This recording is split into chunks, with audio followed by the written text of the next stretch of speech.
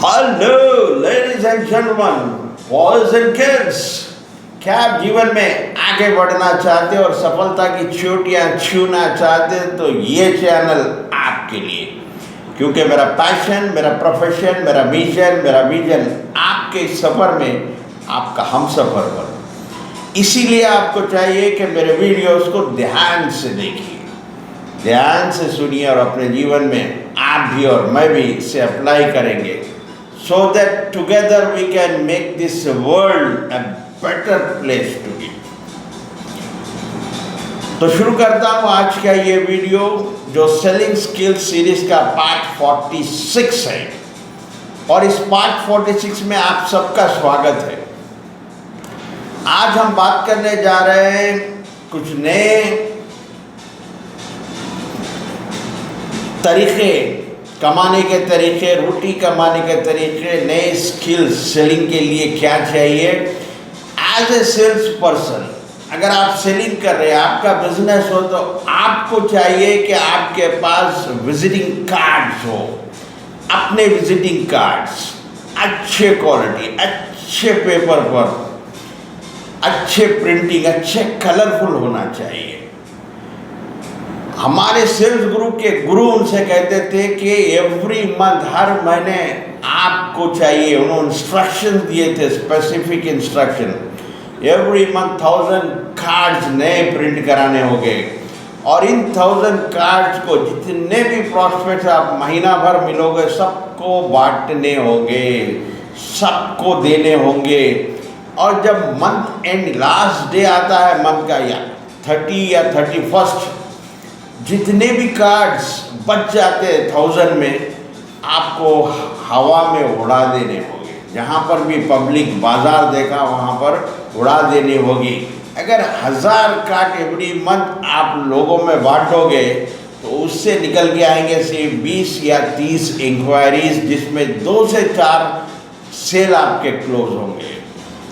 और ठीक इसी तरह, जिस तरह एक सेल्स पर्सन को विजिटिंग कार्ड इम्पोर्टेंट है, ज़रूरी है, ठीक उसी तरह शॉप्स के लिए उनका साइन बोर्ड बहुत इम्पोर्टेंट है। साइन बोर्ड बहुत बढ़िया होनी चाहिए, जो कस्टमर्स को अट्रैक्ट कर सके, जो कस्टमर को वॉकिंग के ज़रिए आपके शॉप के अंदर लाने में हेल्प होए।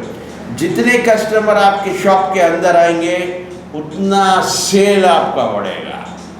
और आपका साइन बोर्ड दूसरों से हट के होना चाहिए, दूसरों से अलग होना चाहिए। फॉर एग्जाम्पल, आपने देखा होगा चाय के दुकान तो बहुत होते हैं जिसपे होटल, रेस्टोरेंट, चाय पॉइंट, टी पॉइंट कुछ भी लिखा हुआ रहता है, लेकिन आपने नोटिस किया होगा कि एक MBA वाले ने MBA चाय वाला नाम रखा, साइन बोर्ड बनाया, और क्या डिफरेंस हुआ उसमें आपके सामने है। एक बार एक ठीक इसी तरह का एक टी स्टॉल, हाईवे रोड पर, हाईवे पे ढाबे जोगर होते हैं, वहाँ पर एक टी स्टॉल लगाने के प्रपोजल प्लानिंग कर रहा था। और उस बंदे ने कहा कि मैं यहाँ पर एक टी स्टॉल एस्टैब्लिश करना चाहूँगा, स्टार्ट करना चाहूँगा। तो उसे पूछा गया कि तुम्हारा बजट कितना है, तो वो कहने लगा कि मैं 25 लाख इन्वेस्ट करूँगा इस बिजनेस में। वो कैसे, एक टी पॉइंट के लिए, टी स्टॉल को 25 लाख, तो वो बता रहा था कि 10 लाख मैं जो है सिर्फ वॉशरूम्स के लिए इन्वेस्ट करूँगा। वॉशरूम्स 10 लाख के वॉशरूम, एक क्लास बनाऊँगा। क्योंकि आप देखे होंगे जितने हाईवे पे जाते हैं ज़्यादातर लोग वॉशरूम को प्रिफर करते हैं। वॉशरूम अगर नीट, क्लीन, हाइजीन रहा तो बहुत वहाँ पर रुकते हैं, आते हैं। एक जगह तो होर्डिंग पे मैंने देखा है, लिखा हुआ था नंबर 1 टॉयलेट। तो इसी बंदे ने कहा कि मैं 10 लाख के अच्छे वॉशरूम्स बनाऊंगा।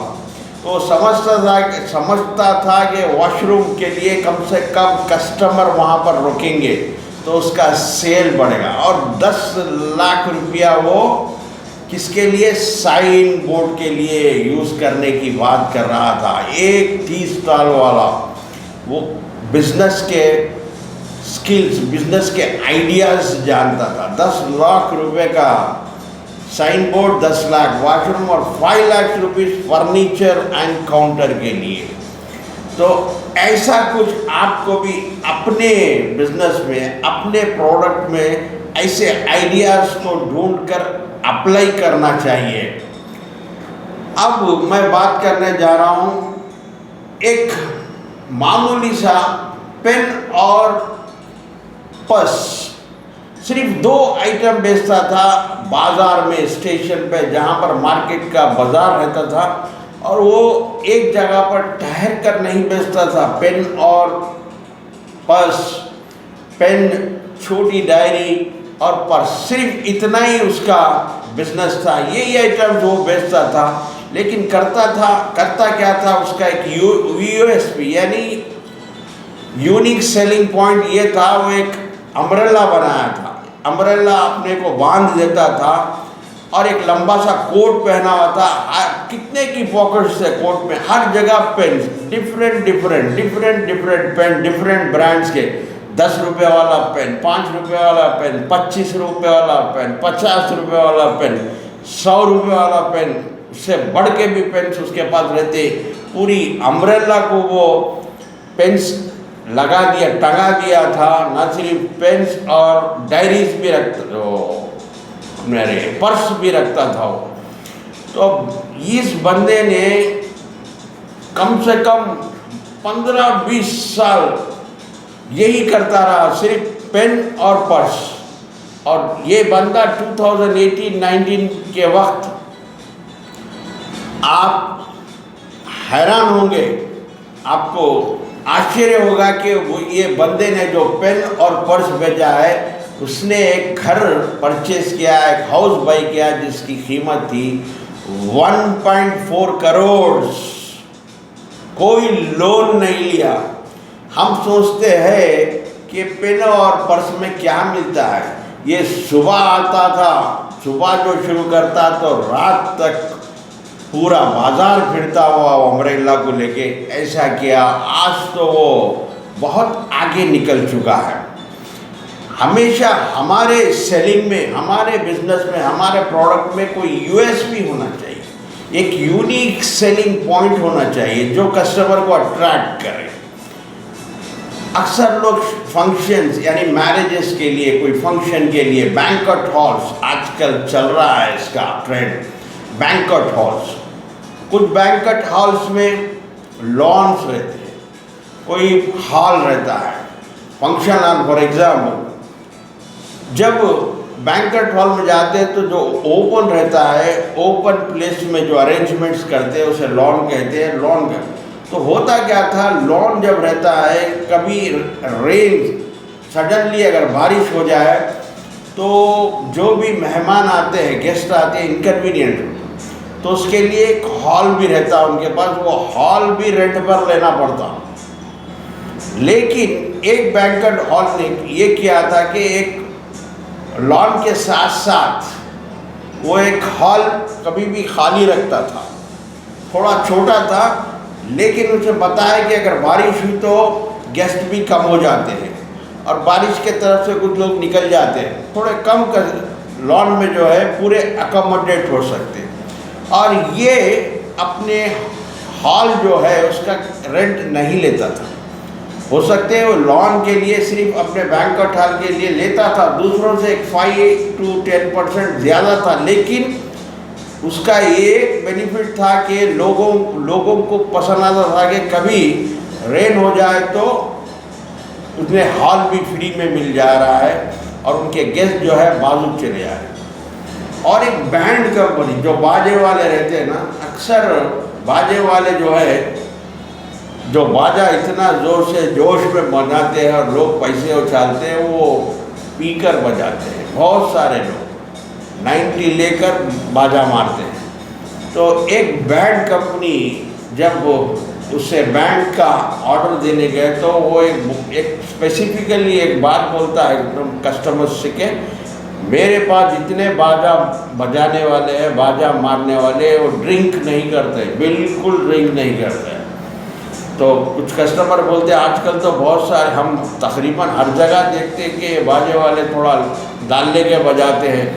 तो कहने लगा कि हमारा इंस्ट्रक्शन से, स्ट्रिक्ट इंस्ट्रक्शन है कि अगर पीते भी हो तो आप जब तक बाजा बजा रहे हो, जब तक फंक्शन में हो, आपको ड्रिंक नहीं लेनी चाहिए। इसलिए मैं पूरा एश्योरेंस दे रहा हूँ कि हमारे बाजे वाले कोई भी पिएगा नहीं। तो लोग जो है बगैर पी के बाजे वालों को प्रिफर करते थे। ऐसे भी एक यूनिक सेलिंग पॉइंट्स होते हैं। अब आते हैं, हमारे सेल्स गुरु की एक बार बर्थडे थी, तो उनके बच्चों ने उनके लिए एक सरप्राइज बर्थडे पार्टी अरेंज की एक अच्छी होटल में, जहाँ पर ज़्यादातर फॉरेनर्स आते। एक कंसर्ट भी था जो कॉम्प्लीमेंट्री दिया जा रहा था। 3-4 हज़ार रुपये पर पर्सन था। इनकी पूरी फैमिली यानी बच्चे, डॉटर इन लॉज और उनके पत्नी सब मिला के 5-6 लोग वहाँ पर गए उनका बर्थडे मनाने के लिए। बहुत अच्छा पसंद आया उनकी सर्विस, फूड भी बहुत ज़बरदस्त था और कंसर्ट उसके साथ साथ कंसर्ट भी चला। जैसे ही कंसर्ट ख़त्म हुआ, वो इवेंट मैनेजर आता है और स्टेज से अनाउंस करता है कि आज सिंह साहब का बर्थडे है, बोल के सबको विश करने के लिए बोलता है। सब मिलकर हैप्पी बर्थडे टू यू बोलते हैं। उसकी जो फीलिंग, उसका जो आनंद उन्हें आया, वो जो फीलिंग उन्हें आई, वो लफ्ज़ों में बयान नहीं कर सकते। बहुत पसंद आई। वो उस होटल के परमानेंट कस्टमर बन गए और हमेशा कई फ्रेंड्स को उन्होंने रेफ़र किया। कई फ्रेंड्स के साथ उस होटल में जाने लगे क्योंकि उसमें थे फॉरेनर्स। जब ये अनाउंस करने के बाद कई लोगों में 90% फॉरेनर्स थे, 10% देसी लोग थे। हर फॉरेनर बर्थडे को बहुत वैल्यू देता है। हर जना आना happy birthday, many many returns of the day, happy birthday. ये हमारे सेल्स गुरु को बहुत पसंद आया। वो इतनी अच्छी फीलिंग मिली कि उसके लॉयल कस्टमर बन गए उस होटल के। तो ऐसे कुछ यूएसपी आप भी ढूंढिए। आप कोई प्रोडक्ट, आप कोई बिजनेस कर रहे हो तो ऐसे आइडियाज़ को अपने बिजनेस, अपने सेलिंग, अपने वर्टिकल्स में अप्लाई कीजिए। मैं चाहता हूँ कि आपका बिजनेस ग्रो हो, आप सफलता की चोटियाँ पहुँचे। यही मैं देखना चाहता हूँ, यही मैं चाहता हूँ। तो आज के लिए बस इतना ही। देखते रहिए, सीखते रहिए, समझते रहिए और आगे बढ़ते रहिए। Keep learning, keep growing until we meet next. Please take care. God bless you and thank you for watching.